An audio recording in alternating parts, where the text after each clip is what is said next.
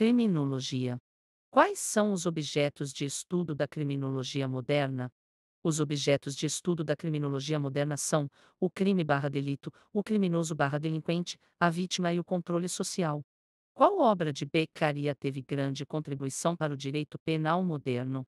Dos delitos e das penas, preconizou o princípio da igualdade perante a lei. Estabeleceu limites entre a justiça divina e a justiça humana, entre o pecado e o crime.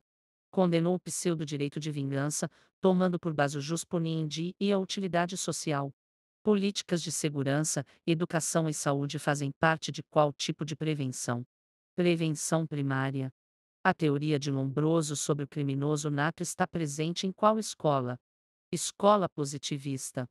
Como é chamado o controle social em que podemos encontrar os grupos de autoajuda como, por exemplo, os alcoólicos anônimos? Controle social informal. O que é fator criminógeno? São fatores que desencadeiam o crime, sendo de duas espécies, criminógenos endógenos, por exemplo, genética, e criminógeno exógeno, como, por exemplo, pobreza, desemprego. Qual é a modalidade de prevenção que a polícia militar exerce?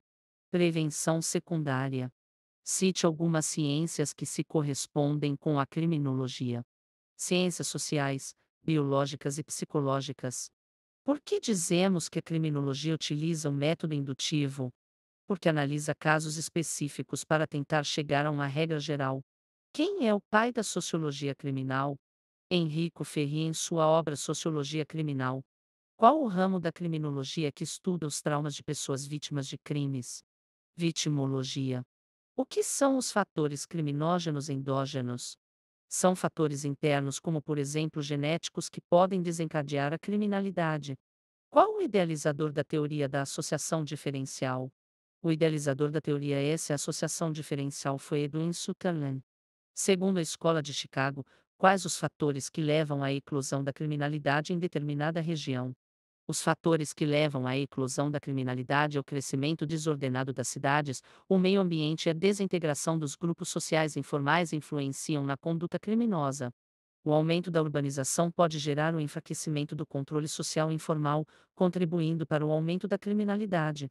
Além disso, a Escola de Chicago associa a aparência e infraestrutura de uma cidade com a incidência de crimes. Que soluções a Escola de Chicago propõe para controlar o crescimento da criminalidade? Mudança efetiva nas condições econômicas e sociais das crianças. Reconstrução da solidariedade social por meio do fortalecimento das forças construtivas da sociedade, igrejas, escolas, associações de bairros. Apoio estatal para a redução e diminuição da pobreza e desemprego.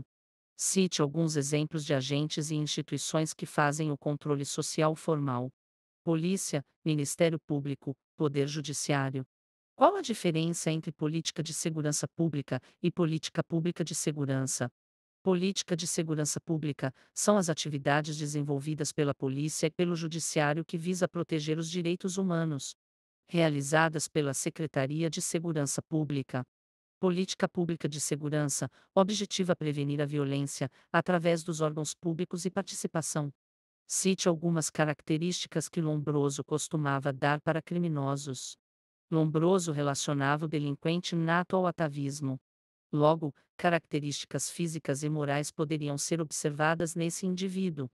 De acordo com essa atribuição, o delinquente nato possuía uma série de estigmas degenerativos comportamentais, psicológicos e sociais que o reportavam ao comportamento semelhante de certos animais, plantas e tribos primitivas selvagens.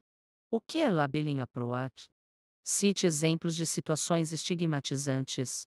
É classificada como macrosociologia e está inserida na teoria do conflito. É uma teoria criminológica marcada pela ideia de que as noções de crime e criminoso são construídas socialmente a partir da definição legal e das ações de instâncias oficiais de controle social a respeito do comportamento de determinados indivíduos. Pode-se pensar na situação de negros, pobres e imigrantes como um exemplo de estigma. O que é vítima ideal e vítima inocente? Vítima completamente inocente, também chamada de vítima ideal, é aquela que não tem nenhuma participação no evento criminoso. São aqueles casos em que o delinquente é o único culpado pela produção do resultado, pois a vítima em nada colaborou para o crime. Exemplo: vítima de bala perdida. O que é vitimização secundária? Cite um exemplo. Vitimização secundária, também conhecida como sobrevitimização, é o sofrimento causado pelas instâncias formais de controle social à vítima em ter que reviver as circunstâncias do crime novamente, como por exemplo através de suas declarações, exame de corpo delito.